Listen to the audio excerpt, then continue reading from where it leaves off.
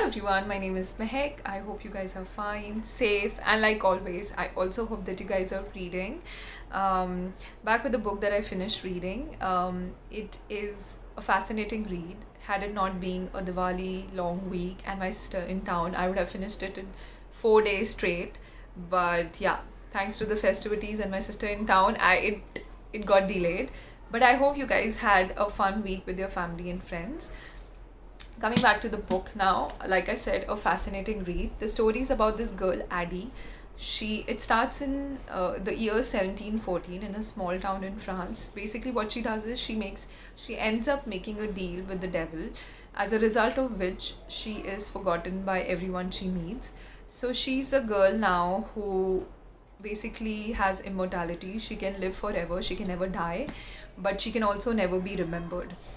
Now, Addie is basically born in a small town in France, and obviously, there are small town expectations from her. By the time she reaches 23, her parents want her to be married, but she does not want. And so she's very desperate to pay any price, and get out of this situation. So one day she just runs into the forest, and it's late, and that's where she comes across Luke, who is the old god or the devil, whatever you want to call him.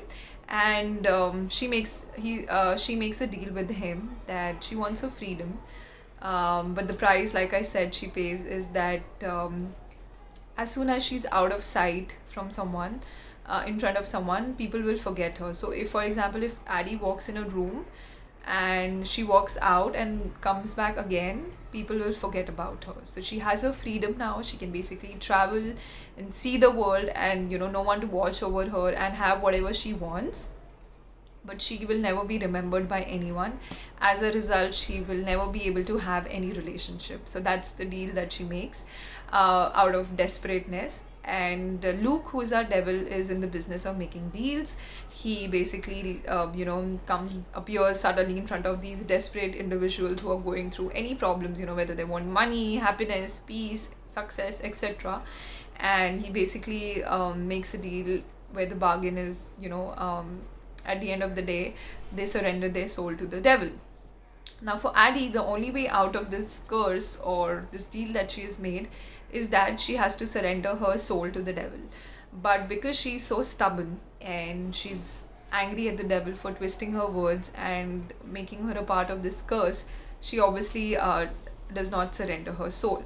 As the story unfolds, you read about Addie. It's been 300 years now, so because she cannot die, it's been 300 years. So you see Addie from 1714 to now in present times, 2014 in America. You see her story, you keep going back and forth, and you read about her hardships, all the problems that she went through, all her struggles. But you also read about all the things that she experienced, the revolution, the wars, the art, and the interesting people and famous people that she meets. So you read about all that. And then it's been 300 years and no one remembers her, no one can remember her name. But then one day, after 300 years, she walks into a old bookstore, and next day when she comes back to the bookstore to return the book, the boy remember her name, and she's all surprised. And what is this, what has, after 300 years I meet a person who remembers my name, and that person is Henry. So Henry is someone who works in this old bookstore. He's also someone who really wants people to see him the way he is. He just wants to be happy. He's a very simple guy. But it can't be a coincidence, right, that after 300 years he's the only one who remembers Addie, or who can remember her name. Of course, it's not just a coincidence, and it definitely means something. But what is the reason for it after 300 years that this guy remembers Addie is something that I'm not going to tell you, because that's like the climax or the main part of the book. Spoiler alert. So you have to read the book and find it for yourself, that why Henry is the only one after 300 years who can remember Addie, in spite of the deal that she's made with the devil, and in spite of this curse that is there upon her, that no one can remember her. So you have to read the book for that. Again, as the story progresses, you will read about how the entangled life of Luke, the devil, Henry, and Addie is unwind, And in fact, you will also read about a very strange relationship that forms between Addie and the devil Luke himself.